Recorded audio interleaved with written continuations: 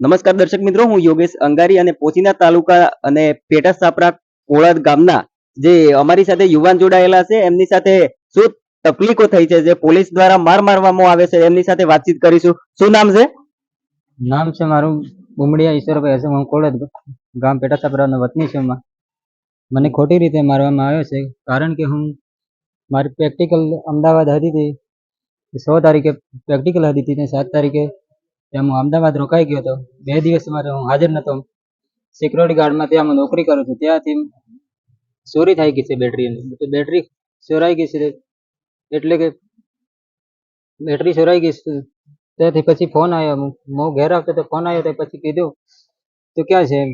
હું કોલંદ મહાદેવ બાજુ બીજ બાજુ છું, ઘર બાજુ જાઉં છું એમ કીધું. હા, તો પોલીસ સ્ટેશન તને બોલાવવામાં આવ્યો છે એમ કીધું. કાંઠિયાથી મહેશ બુમડિયા કરીને નામ છે, એ ભાઈએ ફોન કરીને મને બોલાવવામાં આવ્યો. ત્યાં છે તમે ગાડી મોકલી છે, ગાડીમાં બેસીને ફટાફટ અહીંયા આવે એમ કીધું. ત્યાંથી હું આવ્યો. પછી પોલીસ સ્ટેશન ઉપર લઈ ગયા. ઉપર લઈ જઈ પછી પૂછ્યું તો શું હતો તો એમ.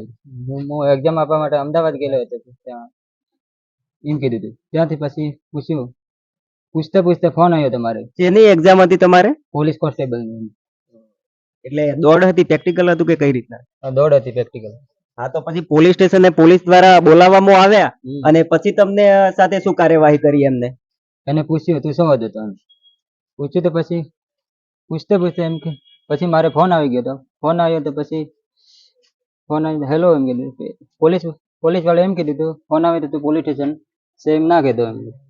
પોલીસ સ્ટેશન ફોન આવ્યો તો મને કીધું મેં પોલીસ સ્ટેશન શું મને બોલાવ્યો તો પોલીસ સ્ટેશન હાલે શું પોલીસ વાળે સુધીના પોલીસ સ્ટેશન એમ શું કીધું એમ કરીને મને ગુસ્સીમાં પકડીને રૂમમાં લઈ જાય. મને પટ્ટા મારવામાં આવ્યા. 20 થી 25-30 પટ્ટા મારવામાં મને આવ્યા.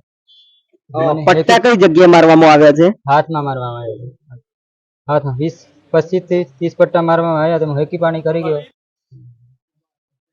તો પોલીસ જે તમને મારવામાં આવ્યા છે, એ પોલીસ નું નામ શું છે? દિલીપભાઈ અને મુકેશ.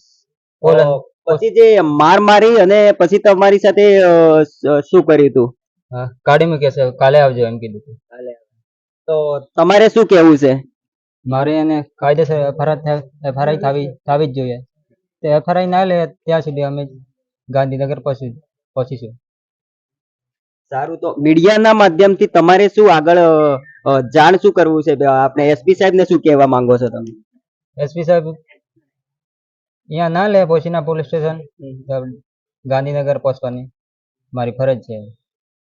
તો વધારે માહિતી માટે અમારી ચેનલ સાથે જોડાયેલા રહો. જય હિન્દ, જય ભારત.